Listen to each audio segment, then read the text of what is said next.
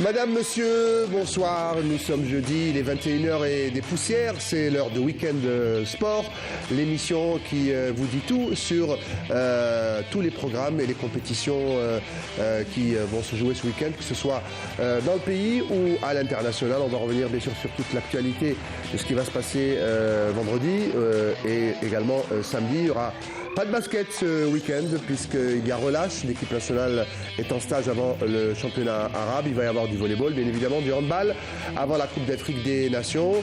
Pas de Ligue 2 pour cause de 4e tour de Coupe d'Algérie de football. On va parler de Ligue 1 et également les compétitions africaines.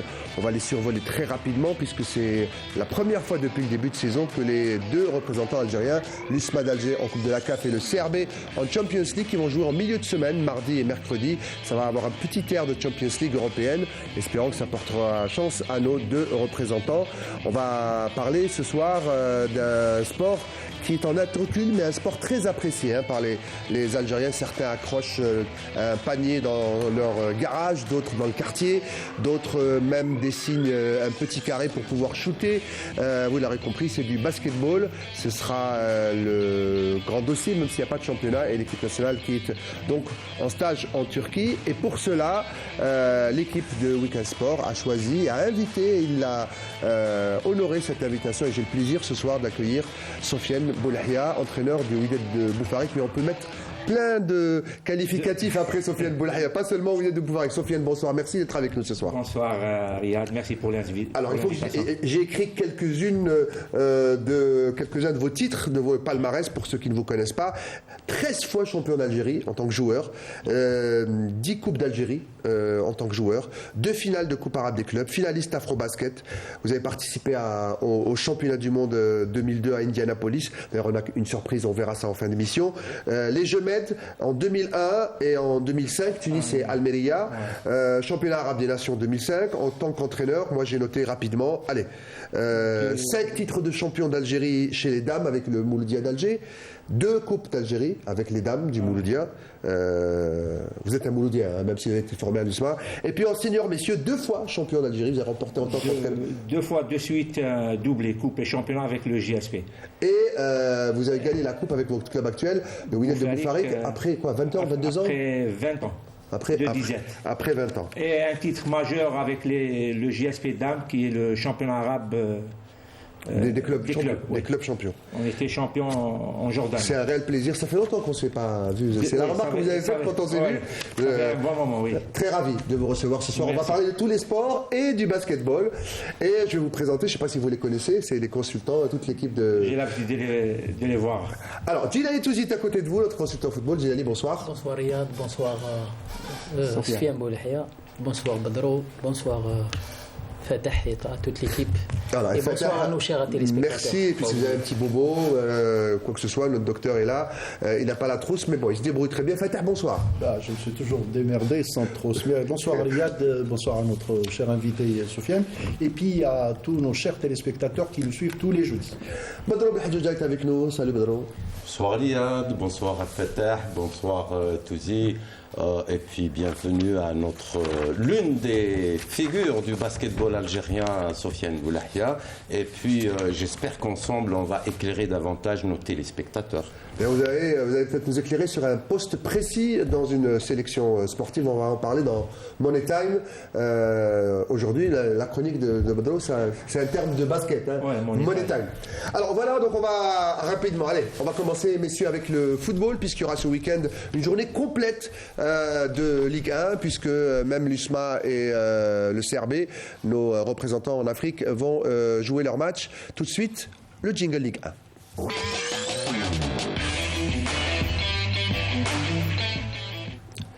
Et comme tous les jeudis, c'est Saïd Fellak qui nous présente un grand format de cette journée. 4 matchs sont programmés ce vendredi pour le compte de la 10e journée de Ligue 1. À Constantine, le CSC local recevra la JS Kabylie dans une affiche qui s'annonce indécise et ouverte à tous les pronostics. Les Canaries, qui restent sur 2 victoires de suite, aspirent à préserver leur série d'invincibilité, alors que le club constantinois, devant son public, tentera d'aligner un nouveau succès à domicile. Engagés exclusivement en compétition africaine interclub durant les 3 dernières semaines, le CR Belouizdad et l'USM Alger vont replonger en Ligue 1 en défiant respectivement la Lanterne Rouge, l'ES Benaknoun et le MC El Bayad. Le Chebab partira largement favori face à l'ESBA qui n'arrive toujours pas à gagner. Mais l'USMA aura fort à faire face au MCEB, deuxième meilleure équipe à domicile avec 12 points pris sur 12 possibles. Les Rouges et Noirs sont d'ores et déjà avertis. Beau match en perspective, celui qui opposera l'ASO Chlef au Paradou AC au stade Mohamed Boumezrag. Si l'ASO abordera cette rencontre pour préserver sa bonne dynamique du moment, le PAC lui tentera de se racheter après sa défaite dans le derby face au MCA. Et justement, samedi, le Mouloudia d'Alger, leader incontesté du championnat, dans l'attaque carbure à plein régime avec 26 buts inscrits en 9 matchs, partira largement favori dans son entre du 5 juillet face à l'USM Khenchla. Les Verts et Rouges, devant leur public, vont tenter d'enchaîner un 8e succès de rang. Mais attention de prendre à la légère cette équipe Khenchli qui a repris goût au succès en battant le week-end dernier El Bayad après une longue période de doute. La JS Saoura, dauphin du MCA, recevra pour sa part le NC Magra avec l'intention d'aligner une 2e victoire de suite après celle décrochée samedi dernier chez le promu l'US Souf. Le NCM, dos au mur après 3 matchs sans succès, est appelé à sortir le grand jeu pour espérer repartir avec un bon résultat. Dans le bas du tableau, le MC Oran est appelé plus que jamais à se remettre en question en visant la victoire à domicile face à l'US Biskra. Avec un seul succès en 7 matchs, la formation oranaise n'a plus droit à l'erreur et devra impérativement l'emporter pour quitter la zone rouge. L'USB, quant à elle, abordera ce rendez-vous pour aligner un 5e match sans défaite. Enfin, l'US Souf recevra l'ES Sétif avec un seul mot d'ordre, gagner pour quitter la position de premier relégable. Toutefois, les statistiques ne sont pas à la faveur de l'USS, qui n'a pris qu'un seul petit point sur les 15 possibles à la maison. Tout à fait, Sétif qui fait du surplace et Souf qui cherche sa première victoire. Fatah, on est gâtés ce week-end, hein. On a 4 matchs le vendredi, 4 matchs le samedi et beaucoup de belles affiches. Absolument, beaucoup de très très belles affiches. Et on commencera tout de suite notre ping-pong habituel avec notre consultant Djilali Touzi. Djilali, la Lanterne Rouge qui reçoit un des ténors, le quadruple champion d'Algérie, le vendredi à 15h15 au stade du 20 août. Bon, sur papier, c'est le CRB qui part favori, mais attention, je dirais que c'est un match piège. Benaknoun n'a plus rien à perdre, ils vont tout faire pour gagner. Ne serait-ce que faire un bon résultat, un résultat positif, mais je dirais que ça sera difficile. Le CRB part favori. Le MC El Bayad, comme le disait Saïd, une équipe qui carbure à plein régime actuellement, va recevoir le SM Alger. Le SM Alger qui vient de sortir d'un périple africain. Oui, c'est un match qui reste indécis. Bon, le Bayad, après une série de bons résultats, et ils ont été défaits à Khenchla le week-end passé. L'USMA qui replonge dans la compétition nationale. Donc je pense que l'USMA, maintenant, place au championnat, je pense qu'ils vont tout faire pour faire un résultat à Al-Bayad. Et ça sera le vrai départ de cette équipe de l'USMA. Le CS Constantine, des vertes et des panneurs, parfois il carbure, parfois il baisse de régime. Il reçoit la GS Kabylie qui est sur une bonne lancée quand même. Je dirais que la GSK, après 2 défaites, 2 victoires de suite, ils vont chercher une 3e en déplacement. Mais attention, cette équipe de CSC, depuis l'arrivée de Amrani, il y a une certaine stabilité. Donc c'est un match qui reste ouvert et je dirais que ça reste indécis et le suspense dans ce match. C'est une des grosses affiches, Fatah, et c'est le match en direct sur Canal avec Smaïn Belkhaïdia. Et il faut le signaler aussi, l'autre match, l'ASO, qui reçoit le Paradou Athletic Club, que ceux qui ne peuvent pas voir le match dans la journée peuvent le voir sur Canal Algérie. Ça sera Riyad Belkhadim qui sera au commentaire avec On y sera à Boumezrag avec l'Alibi. Et pour moi, c'est aussi une belle affiche. C'est une très belle affiche. L'ASO quand même, qui est une équipe très joueuse. Alors, on a la chance d'avoir 2 équipes joueuses. L'ASO face au Paradou Athletic Club. Et cette équipe de l'ASO qui reste, je dirais, intraitable à domicile. Bon, ils n'ont pas perdu uniquement le match du Mouloudia, mais par la suite, ils sont revenus en force. Ils ont ramené un résultat positif. Le dernier match l'Bayad, je veux dire. De l'Bayad, c'est ça. Le dernier match. Ils ont ramené un nul de l'extérieur de toutes les façons. Oui. Face à cette équipe de Paradou, une équipe qui est joueuse, comme vous l'avez bien signalé. De Magra, Gilali. De Magra, exactement. Donc Paradou jouait à l'extérieur, à domicile. Il reste sur un très bon match perdu face au Mouloudia. Même, ils n'ont pas de problème s'ils jouent à domicile ou à l'extérieur. C'est la même, toujours, ils jouent dans la même configuration. Toujours, ils sont portés vers l'offensive. Donc je pense que ça va être un match ouvert. La GS aura le Dauphin qui reçoit le NC Magra. NC Magra qui piétine depuis sa lourde défaite, sa débâcle face au Mouloudia.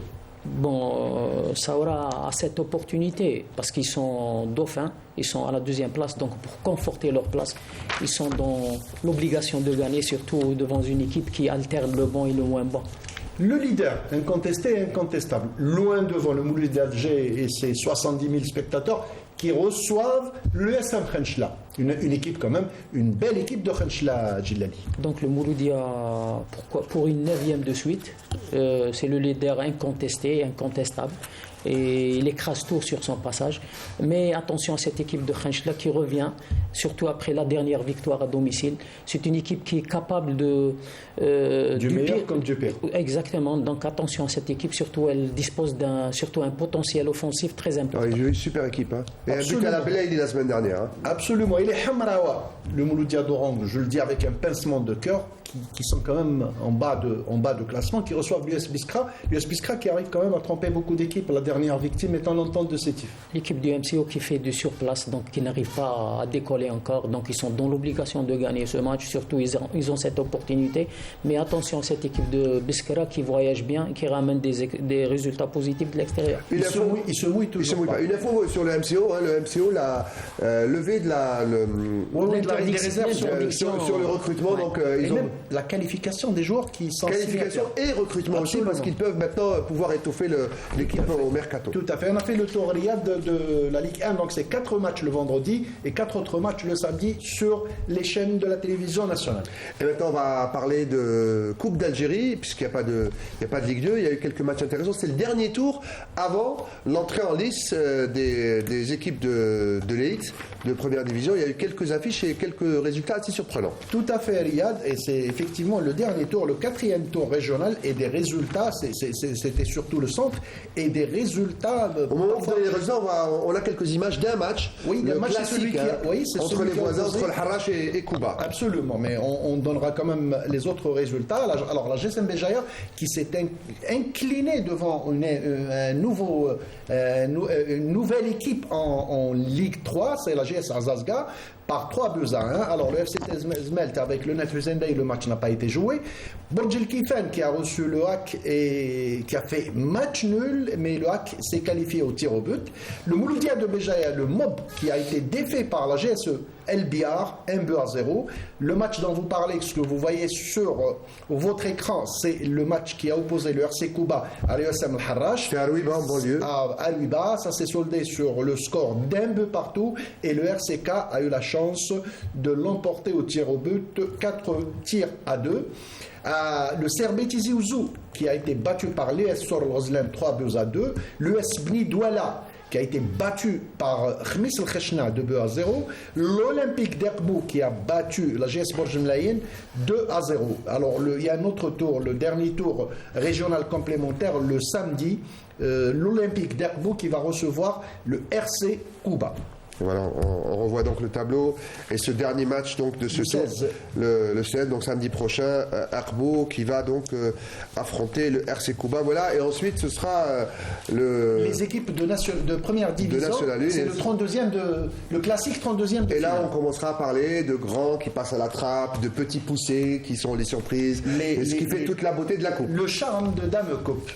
Voilà donc pour la Ligue 1 et également la Coupe d'Algérie. On va rester avec le football, avec un dossier de la semaine, dossier africain sur les trophées football de la CAF. Tout de suite, jingle compétition africaine.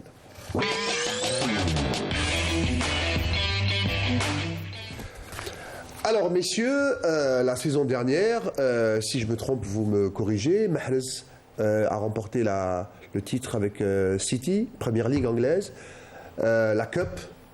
et League. la Champions League européenne, la plus belle des consécrations footballistiques en Europe. C'est pas toutes les années qu'on a, Sofiane, un club algérien de football au sommet de l'Afrique. L'USMA d'Alger a remporté la Coupe de la CAF, on l'attendait depuis longtemps, du côté de Soustala. Ensuite, bon, c'est peut-être honorifique, mais il y a eu cette super coupe, c'était le 15 septembre dernier, je pense, face au Ahli. C'est pas rien. On pensait, Fatah, que et notre Mahrez national et l'USMA d'Alger allaient au moins être dans le podium des nominés, même si pour l'USMA, peut-être que le Ahli méritait, et on va le dire, hein, nos frères égyptiens, le Ahli, champion d'Afrique, aurait mérité ce titre, mais je ne vois pas qui aurait pu, en termes de titre, la saison dernière, voler la place à Mahrez, sauf si gagner, c'est pas forcément par les titres qu'on gagne. Eh bien justement, Riyad, pour approfondir le sujet, ça a créé une polémique pas uniquement en Algérie, mais à travers le monde, en Afrique, dans le monde arabe et à travers le monde. Vous avez parlé de Riyad Mahrez, vous avez parlé de l'USM Alger, on peut parler aussi de l'équipe nationale qui a été invaincue durant l'année 2023, qui a battu le champion d'Afrique en titre, qui n'a pas été battu ni par l'Égypte ni par la Tunisie. Comme le disait le coach Jamel Belmadi, on a eu les 9 du top 10. On les a tous pratiquement survolés et on s'est posé des questions. Mais là n'est pas le sujet. Donc, pour approfondir la chose, on a eu le plaisir d'avoir cet après-midi en Skype, en WhatsApp, notre ami Nabil Djelit, le journaliste de... Notre confrère de l'équipe de France Football. L'équipe de France Football, et on lui a posé des questions. Donc, la première question était, Nabil, à la lecture de la liste des nominés, quelle a été votre réaction d'une manière générale? Peut-être que Nabil a un petit peu anticipé sur Mahrez et on reviendra une deuxième fois sur Mahrez et sur les autres joueurs, mais on voulait un avis général et voilà sa réponse. On l'écoute. Effectivement, ça a été une grande surprise de voir que Riyad Mahrez était absent des 3 finalistes du trophée du meilleur joueur africain. Moi, je pense que c'était un des sérieux candidats même au titre, puisqu'il avait réussi un triplé historique avec Manchester City, qui est le meilleur club du monde. Il avait été deuxième meilleur buteur, deuxième meilleur passeur de son équipe. Et puis, sur l'année 2023, il avait été aussi invaincu avec l'Algérie, la sélection algérienne. Il a même été gagné à Dakar face aux champions d'Afrique, un match de prestige et de gala. Donc pour moi, ça a été clairement une incompréhension. Et même les 3 joueurs retenus m'ont étonné parce que Mohamed Salah, il s'arrête en 8e de finale de la Ligue des Champions, il ne joue pas la deuxième partie de saison. Il n'est pas champion d'Angleterre, il n'est même pas qualifié en Ligue des Champions la saison d'après, il n'est pas non plus à la Coupe du Monde.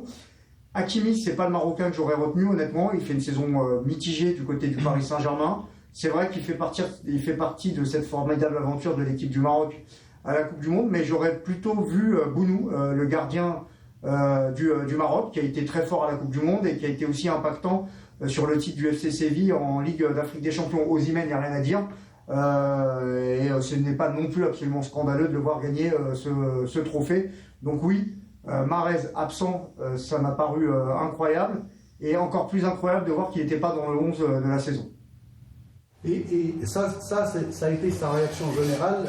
Nabil, qui assiste sur beaucoup de plateaux en Europe, en Afrique, ça a été sa réaction par rapport aux nominés. Ensuite, on s'est approfondi sur le sujet. Je suis revenu encore une fois avec lui sur Riyad Mahrez et sur l'USM Alger, justement. Il a donné son avis sur ça, on l'écoute. Oui, c'est vrai que c'est quelque chose qui a beaucoup étonné tout le monde, quoi, et surtout des anciens joueurs qui n'ont pas compris qu'ils ne puissent pas être parmi les 3 meilleurs joueurs africains de l'année. Alors c'est vrai que ça doit arriver souvent à des internationaux africains de gagner la Ligue des Champions, la Première Ligue qui est le championnat le plus compliqué, et aussi la FA Cup. Mais bon, c'est comme ça, ça arrive parfois, il y a parfois comme ça des polémiques sur ces trophées individuels. C'est pas la première fois, c'est malheureux pour Mahrez, mais ça ne remet rien en cause sur ses qualités, sur sa carrière. Bon, il n'a plus rien à prouver. Et puis, il y a une Coupe d'Afrique des Nations qui arrive avec l'Algérie, et ça sera l'occasion pour lui de montrer tout l'étendue de son talent. Mahrez, oui, mais l'USM Alger également, et même plus d'ailleurs pour moi presque, parce que l'USM Alger, c'est 2 trophées continentaux, une C3 africaine, un succès face à Walid Dupierre en Super Coupe d'Afrique. Donc il y a 2 trophées sur les 3 possibles cette saison en Afrique et ils ne sont pas parmi les 3 meilleurs nommés du continent. Bon, je ne sais pas, je ne comprends pas forcément. J'ai vu que le WAC Casablanca, qui a fait une belle année, qui avait fait 2 finales, avait été retenu dans les 3. Alors, est-ce qu'il vaut mieux être 2 fois finaliste ou 2 fois vainqueur pour être retenu dans les 3 meilleurs clubs de la saison en Afrique? Je ne sais pas, je vous laisse vous faire votre idée. Et justement, Nabil a bien dit les choses. Est-ce qu'il vaut mieux être 2 fois finaliste ou avoir 2 trophées? Franchement, je préfère soulever la coupe, après la mettre dans l'armoire à la maison et savoir qu'être champion, que être deuxième pour être nominé. Et justement, sans transition, on a été, du moment que ça peut donner un coup à la crédibilité de la commission qui fait ces nominations. Et on a posé la question à Nabil Djelit, est-ce que vous ne pensez pas qu'il faut qu'il y ait un petit peu plus de transparence, comme ça se passe dans les autres trophées sur les autres continents, savoir qui vote, qui nomine, comment sont attribués les points? Et voilà la réponse de Nabil. Oui, je pense effectivement que la CAF a gagné en mettant un peu plus de transparence sur ces nominations et sur les résultats de ces trophées individuels, savoir qui a voté, pour qui sont ceux qui votent, ça on ne le sait pas. Et à la différence peut-être d'autres trophées individuels dans le monde, le Ballon d'Or, le trophée du meilleur joueur européen, à chaque fois, après le vote, on sait qui a voté, combien il a mis de points, pour qui il a voté. Là, on ne sait absolument rien et on se retrouve comme ça avec des questions sans réponse et ça jette un doute sur un trophée aujourd'hui qui est très suivi. Pourquoi? Parce que les joueurs africains aujourd'hui, ils sont dans les meilleurs clubs du monde. Ils ne sont pas seulement suivis en Afrique, mais ils sont suivis partout dans le monde. Voilà, donc ça a été les réponses de Nabil d'une manière générale. Je dirais juste entre guillemets qu'on a eu un aparté avec lui, Riyad, pour laisser les amis présents donner leur avis. Pour Nabil, il a dit une chose très intéressante. Il a dit maintenant il faut qu'on arrête parce que vous savez, il défend le football algérien à juste titre sur tous les plateaux où il passe. On le voit, il se bagarre parfois pour ça.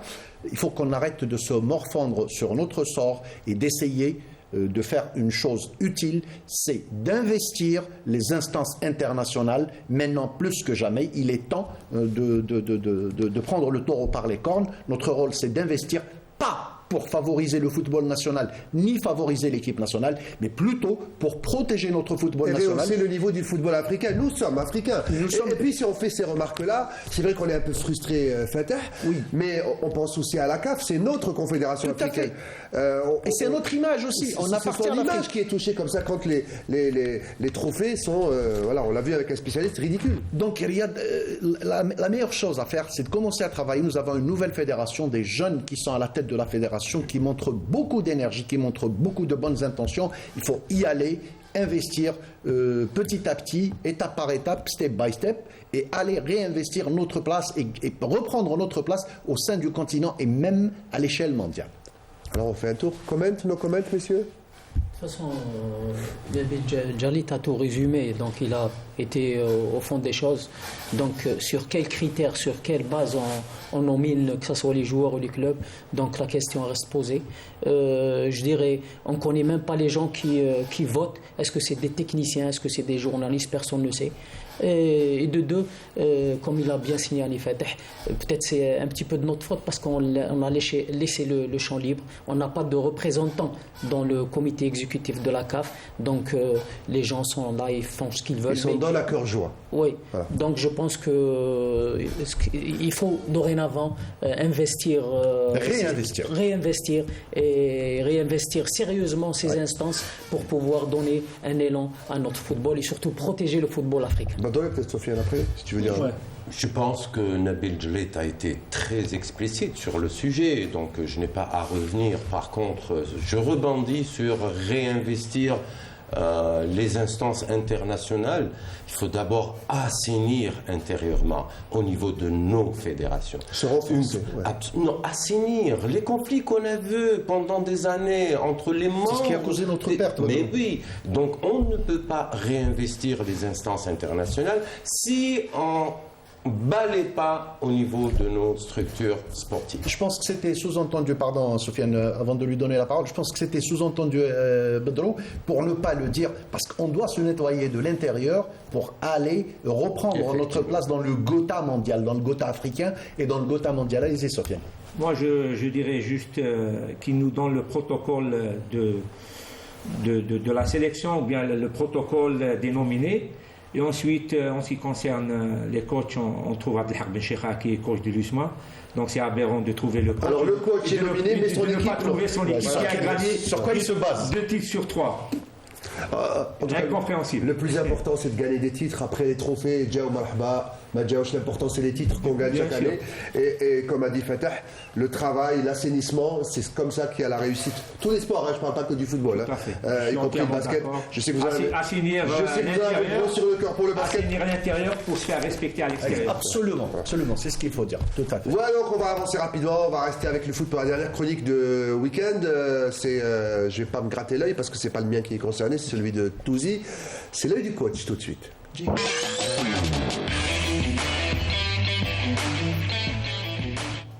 Alors Djilali, on parlait de l'USMA, je pense que cette fois-ci, vous avez encore jeté votre dévolu après le Mouldia sur l'USMA. Vous tendez la perche.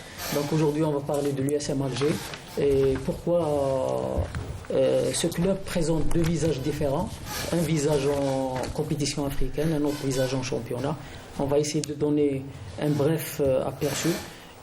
Pourquoi certes, c'est deux compétitions complètement différentes, mais il ne faut pas oublier que l'USM Alger est détenteur de la Coupe de la CAF.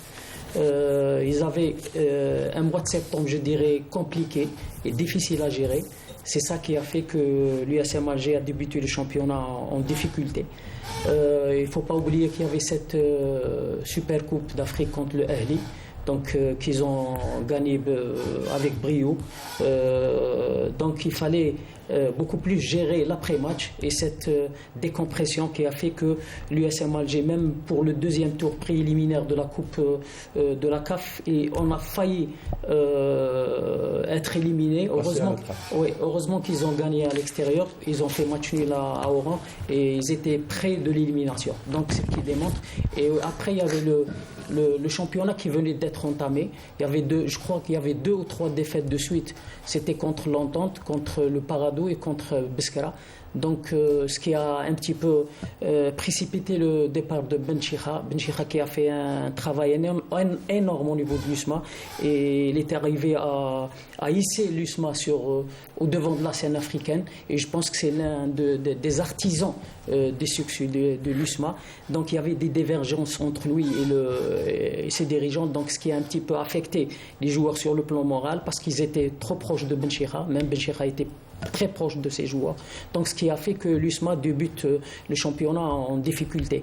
Heureusement, il y avait un nouvel entraîneur qui est venu, et c'est un Espagnol, c'est Garrido, qui a une carte de visite assez étoffée. C'est un joueur, je dirais, d'un grand niveau, c'est un international espagnol. Donc, mais il lui a fallu... Il a entraîné le sous-marin jaune, je crois, le Villarreal. Il l'a emmené jusqu'en demi-finale de Coupe de l'UEFA. Donc, il lui fallait du temps pour connaître ses joueurs. Heureusement qu'il y avait cette trêve forcée qui a permis à Garrido d'inculquer sa méthode de travail, de connaître le groupe, d'instaurer son plan de jeu. Sa philosophie de jeu, donc ce qui a donné par la suite des résultats, et on le voit maintenant, il y a 3 victoires de suite en Coupe d'Afrique. Donc pour le championnat, l'USMA va revenir, j'en suis sûr et certain. Ils vont jouer carrément le titre, et je pense que ce qui va donner un charme beaucoup plus à cette compétition qui est le championnat national. Je pense que Faïda Rusré, parfois il se mouille, hein, vous avez entendu? Oui. Il joue le titre, donc dans le podium. J'allais rebondir sur ça, Riyad, très brièvement. Djilali, moi je pense que c'est un petit peu osé de dire ils vont jouer le titre. Moi je contredis personne, parce que c'est encore long. Je ne contredis rien du tout. Je dis c'est osé. C'est osé. Djilali est en train de mettre la pression à Garrido, à ses poulains. Non, moi l'USMA qui joue le podium, l'USMA qui va même chercher. Oui. Non, l'USMA qui va même chercher le Mouldia en fin de saison, moi ça m'étonne pas. Il suffit d'être bien organisé, de faire un bon mercato, etc. Podium, oui, Riyad. Ce qui pour moi est assez.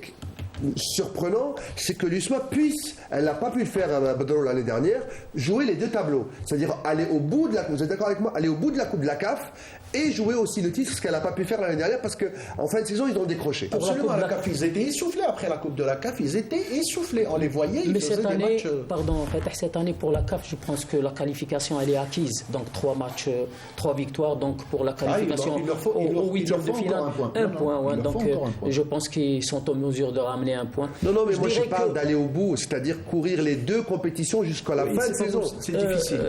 Il ne faut pas oublier qu'ils ont un effectif de qualité, un potentiel important sur le plan, que ce soit technique, individuel ou collectif. Donc moi je note, l'œil du coach et Touzi, l'USMA dans le podium. Je ne remets pas ça en cause, Gilles Badro, tu allais intervenir, je ne remets pas ce qu'il dit en cause. Je dis, ça serait très beau, mais je pense que humainement, c'est difficile à réaliser. Je vais plus loin, je dirais que le championnat va se jouer entre le CRB, l'USMA et le Mouloud. Allez, en tout cas, si vous gagnez, peut-être que vous pourrez demander une augmentation, je ne sais pas. Votre avis sur sur ce qui a été dit, c'est-à-dire il faudrait revenir à la raison. Et la raison, c'est quoi? Aujourd'hui, ils vont jouer sur les deux plans, sur les deux couloirs.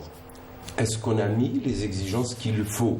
Voilà ce qu'il faut poser. Il ne faut pas dire on a tel et tel joueur. Ça ne suffit pas. Est-ce qu'on a étoffé l'aspect médical, par exemple, pour la récupération? Est-ce qu'on a mis une vingtaine de certains disent que c'est une des raisons pour lesquelles Benchira est parti, parce qu'il n'avait pas tous les moyens. Voilà. Donc, écoutez, on ne doit pas bricoler avec le haut niveau aujourd'hui.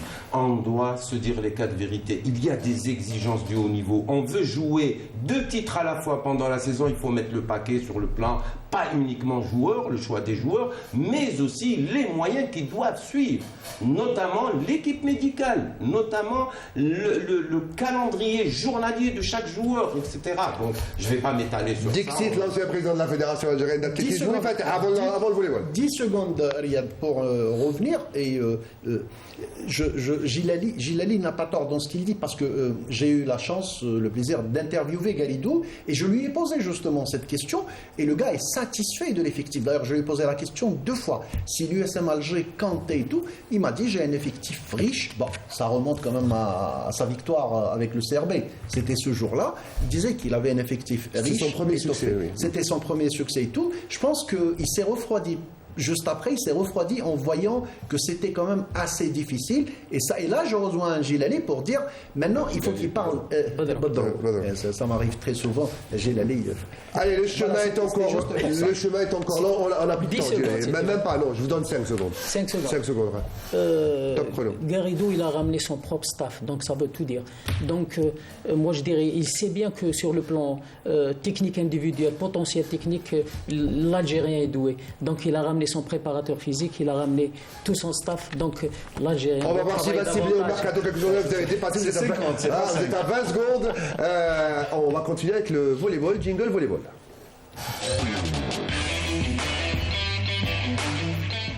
Alors le volleyball, on jouera ce week-end, on jouera vendredi et samedi pour le compte de la 4e journée du championnat chez les messieurs dans les 2 groupes. Alors il faut savoir qu'il y a le groupe Centre-Est. Vendredi, il y aura un match, l'Olympique Ain Lila qui jouera face à l'EF Ain Azel dans la wilaya de Sétif, ce sera à 18h. Samedi, JM Batna contre l'ES Sétif à 16h. Le NR Borj Boualerish face à l'OMK El Milia, ce sera à 16h. 2 matchs à 17h. Le SL Elma face à Tejnant et puis le MBB Jaya face au GSC Ouled Adouane. Voilà donc pour le groupe Est. Le groupe Centre-Ouest, le S Batewa accueillera à 17h le RC Msila et puis samedi, ça c'est vendredi, samedi, il y aura, et vous le voyez sur le tableau, JSB Egram face au GS Messelmoun à 15h, à 16h l'Olympique L'Qsan face au Pokchlef à 16h, l'ASV Blida face au RM Arze à 17h et puis à 18h le Wat Tlemcen face au Mouloudia Club d'Alger. Voilà votre programme de volleyball. Et avant de rentrer dans notre dossier basket, on va terminer avec le handball. À quelques semaines du championnat d'Afrique. Vous le savez, on a un nouveau entraîneur en sélection, c'est Daily, qui va revenir du Qatar pour prendre cette équipe en marche. Il va normalement les prendre en stage dans quelques jours, un seul stage IHF, avant d'entamer ce championnat d'Afrique des Nations, où on a pour objectif de se qualifier au championnat du monde. Vous me posez la question. Pas une question, je vous donne une information et j'attends votre réaction. Oui, ma réaction, moi je dirais, j'attendrai la relation entraîneur-entraîné. Il y a un entraîneur qui est parti pour X raisons. C'est exactement ce que dit Touzi, il y a le changement psychologique d'entraîneur aussi. Quand il y a un changement, vous savez, il y a le langage du technicien qui peut être différent du langage donc tout se base sur cela, parce qu'il y a eu un travail quand même qui a été fait par l'ex-entraîneur partant. Aujourd'hui, il y a un nouvel entraîneur, et ce nouvel entraîneur doit s'imprégner de ce qui a été fait. Est-ce qu'il y a une passation de consignes dans notre culture sportive? Je ne pense pas. En tout cas, l'objectif en handball, l'objectif c'est au moins une qualification au championnat du monde. C'est ça, c'est ça. Ben, je l'espère bien moins pour une place notre en équipe. demi-finale. Je l'espère bien pour notre équipe, pourvu que cette relation se tisse rapidement et qu'il y ait cohésion entre entraîneur-entraîneur. Inch'Allah, on va donc, je le disais, parler de championnat de handball. Tout de suite, le jingle handball.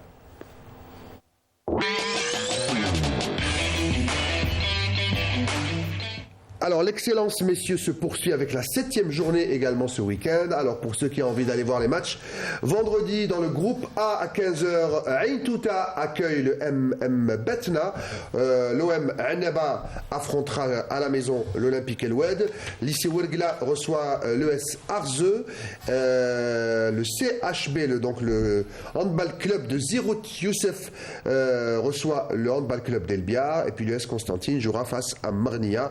Et puis samedi, vous le voyez sur le tableau, le CRB Mila joue face au Mouloudia de Saïda. Ce sera à 15h. Pour l'autre groupe, le groupe B, vendredi, il y aura l'OB Metlili Chamba face au NRKG Alger. Voilà, on voit le tableau.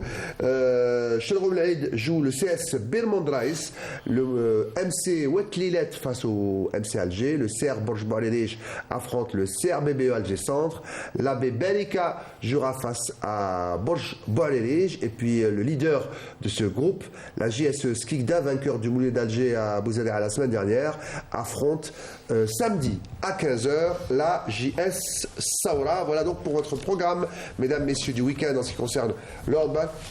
Et avant de finir avec Money Time, on va parler de basketball. Pas de championnat, Sofiane Boulhaya, il y a relâche pour cause de stage et de compétition africaine. Avant cela, on me dit qu'il y a un jingle. Il n'y a pas de championnat, mais il y a quand même le jingle de basket. Jingle basketball.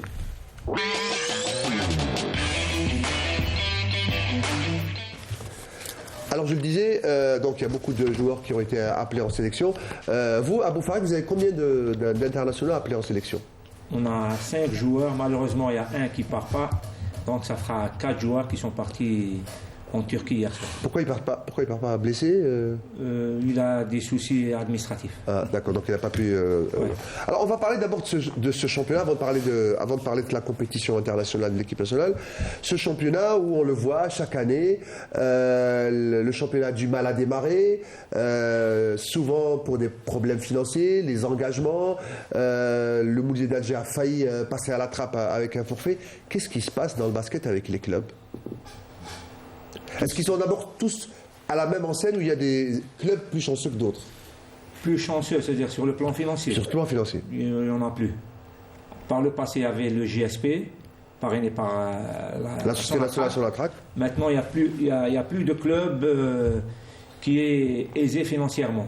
Donc je dirais que tous les clubs, ils sont au même pied d'égalité, ils souffrent le martyre. Actuellement, les joueurs de Boufarik, ils arrivent à 10 à 12 mois de salaire non payé. Donc je dirais que le président, il est vraiment en difficulté. Alors, vous dites non payé. Alors, c'est pas un statut professionnel, c'est pas tout à fait un statut amateur.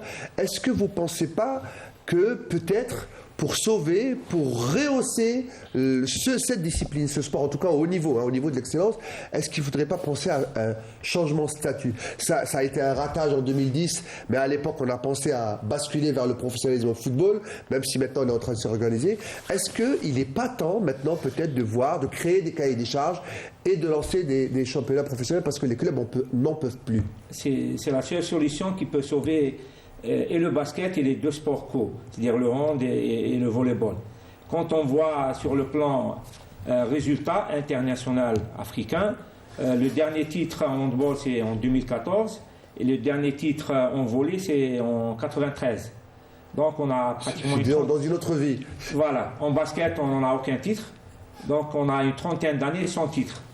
Est-ce qu'on va continuer à faire rouler les joueurs avec des voitures de ville dans des courses de Formule 1? Et donc cette équation ne marchera jamais. Donc on doit se mettre au semi-professionnel, au moins les 3 sports co et pas tous les clubs. On va prendre un petit championnat d'élite, on va dire 6 à 8 équipes. Maximum 8 équipes. 8 équipes. Maximum 8 équipes. En basket, en hand et en volley, on leur donnera un statut Ce que dans certains clubs on appelle la Liga Pro ou la Ligue Pro, par exemple, où il y a 8 clubs.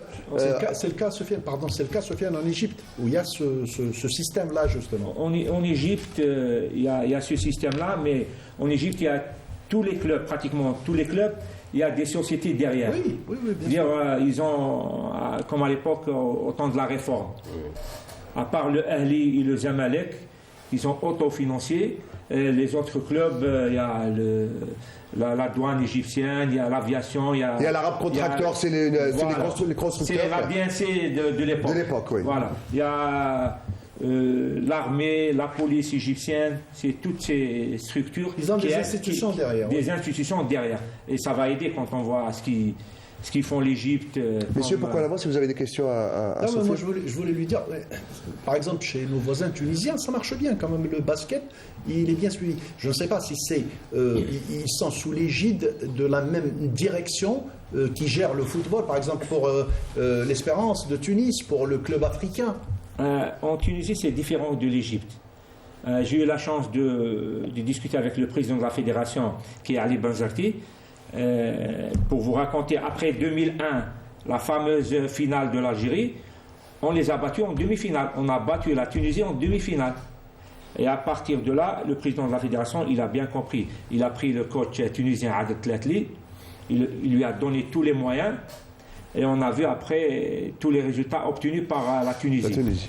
Le président de la Tunisie, de la Fédé tunisienne, Ali Benzarti, il a compris une chose. Il a dit, moi, mon objectif, il me l'a dit, rendre le joueur, le basketteur tunisien, c'est-à-dire sur le plan salaire et tout, au même pied d'égalité avec le joueur, avec le footballeur. Et franchement, il est arrivé. C'est-à-dire un vrai pro qui vit de son métier, qui est basketteur. Professionnalisation. Voilà, il a professionnalisé son équipe fanion, son équipe senior. Par l'équipe nationale. L'équipe nationale. Et à partir de là, tous les joueurs internationaux, il les a distribués sur quelques clubs. Ils sont mieux payés que les joueurs étrangers. Quand il y a un international... Et ça rehausse le niveau du championnat aussi. C'est clair. Oui. C'est clair, quand on voit le champion. D'ailleurs, au niveau des clubs, ils sont champions d'Afrique plusieurs fois. Au niveau de la sélection nationale, également plusieurs fois champions d'Afrique. Ils ont même eu la 3e place aux Jeux méditerranéens en Turquie. Franchement, la Tunisie, c'est un modèle à suivre. Alors, pour finir juste sur cette question de problème au championnat, le premier chantier, si à votre avis, ce serait restructurer comme la Tunisie une sélection, la gestion d'une sélection nationale, ou se pencher carrément sur une révolution du championnat? Révolution du basket, plus que le championnat. Même si on arrive à changer la formule du championnat, non. Il faut tout un système qu'on il faut doit tout revoir, votre avis. Tout un management qu'on doit le revoir. Parce que ce management-là, il ne nous a rien donné. Franchement, de 2002, on était 29e mondial. 2023, 21 ans après, une vingtaine d'années après, on est 133e mondial. Combien de places on a perdu?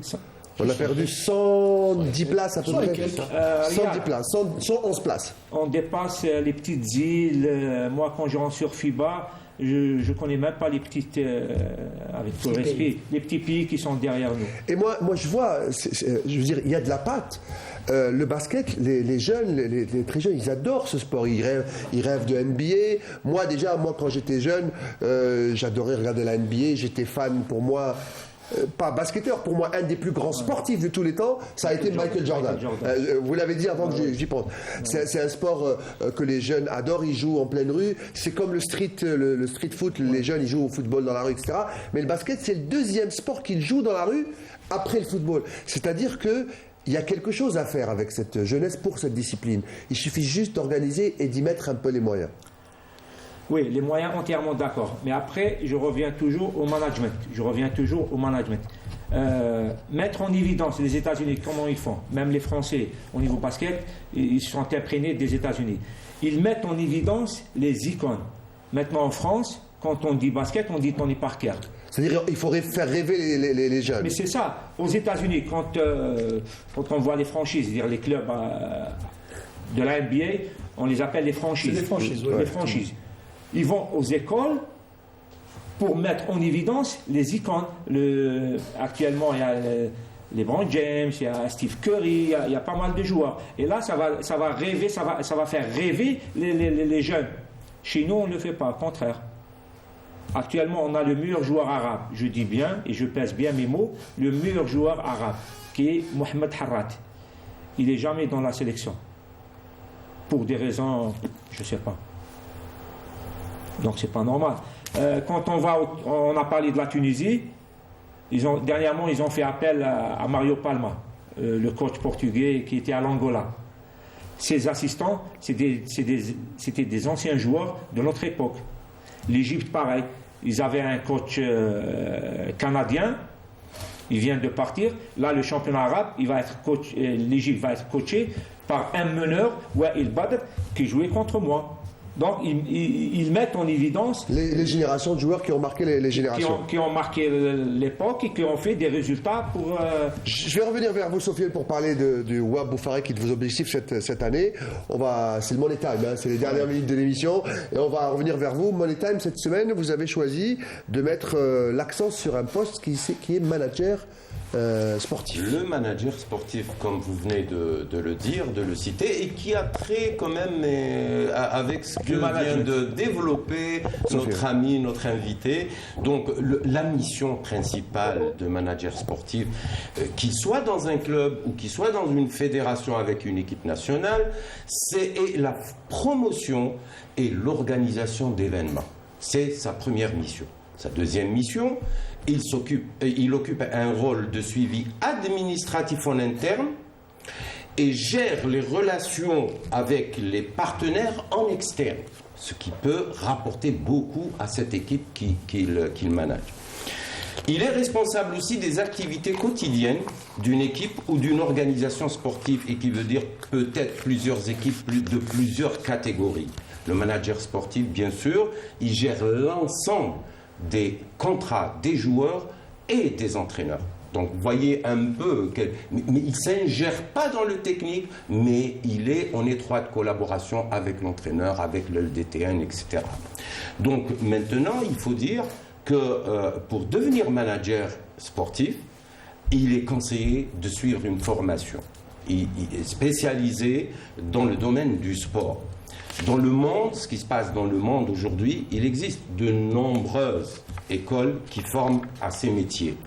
Dans certains pays européens, par exemple, on peut opter pour un bachelor, bac plus 3, ou un master, bac plus 5, en management du sport. C'est une spécialité, c'est devenu une spécialité. C'est ce qu'on a essayé de faire à un certain moment au niveau de l'ISTS et au niveau de l'IEPS.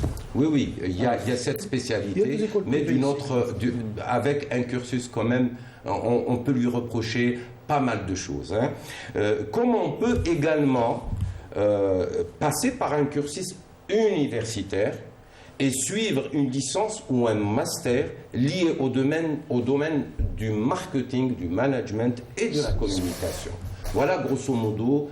Donc au cas où on a envie de nommer, on connaît maintenant vous parlez à ceux qui auraient pu être vos anciens collègues, des présidents de fédération, s'ils ont envie de profiler un manager sportif pour gérer et administrativement, si j'ai bien compris, et logistiquement, et peut-être même parfois juridiquement s'il s'agit de contrats. Oui, même juridiquement. Même juridiquement. Quand il s'agit justement de contrats de joueurs ou de contrats d'entraîneurs. C'est une formation de 2 ans et tout ce dont il a parlé, il y a des modules pour ça. Et même le juridique existe. C'est une forme. Et des écoles privées ici, c'est des formations de 2 années pour les bacs +2, +3 et tout. Voilà pour ceux qui veulent être manager sportif et pour ceux qui se disent être manager sportif. La différence, il y a un canyon au milieu. Voilà, alors avant de revenir pour la fin avec vous, Sofiane, je voudrais qu'on regarde des images à Nice d'un certain match à Algérie-Chine de 2002 à Indianapolis. On va le regarder dans quelques minutes. On va me dire quand les images sont prêtes. Alors, on y va, on va regarder un peu et puis on revient pour parler de Wydad de Boufarik.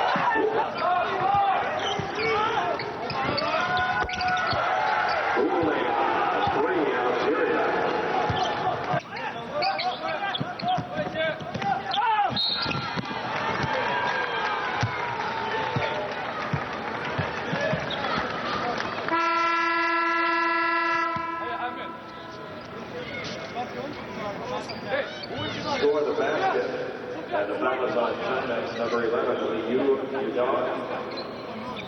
That is his.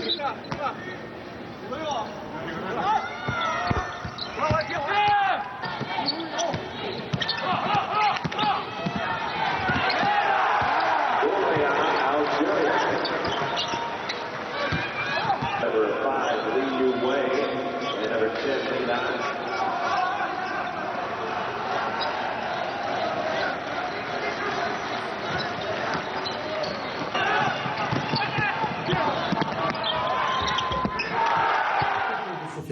Pas à Sofiane Boulhia, je me disais, mais ce gars-là, il est en train de parler avec beaucoup de passion, beaucoup de regrets, beaucoup d'amertume du basket. Quand je vois ces images-là, je n'ai même plus besoin de lui poser la question. Je comprends mais Sofiane Boulhia, il n'a pas des globules rouges, il a des petits ballons de basket qui coulent dans les veines. La famille. Toute la famille, je connais toute la famille.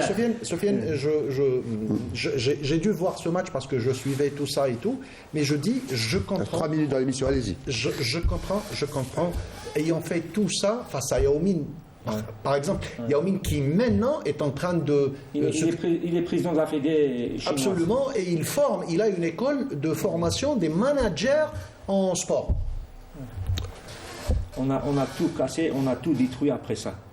Pour ça, c'est une équipe fabuleuse. Madine Algérie, cette équipe, pratiquement. Là, on était les soldats de Faïd Bilal. Qui était sur le banc, Faïd.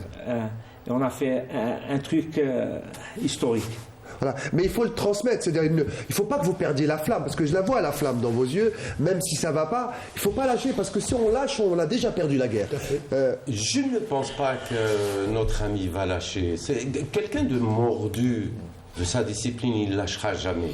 Moi, tant qu'il y a des hommes comme ça dans certaines disciplines, je pense qu'il y a de l'espoir. En tout cas, ce soir, vous avez eu l'émission pour faire passer le message. On va terminer avec l'actualité, le Wydad de Boufarik. Des objectifs avec Boufarik cette année? Oui, toujours jouer le double, Inch'Allah, avec l'apport du public, bien sûr. Une ville de basket, hein, Boufarik. Une ville qui respire le basket.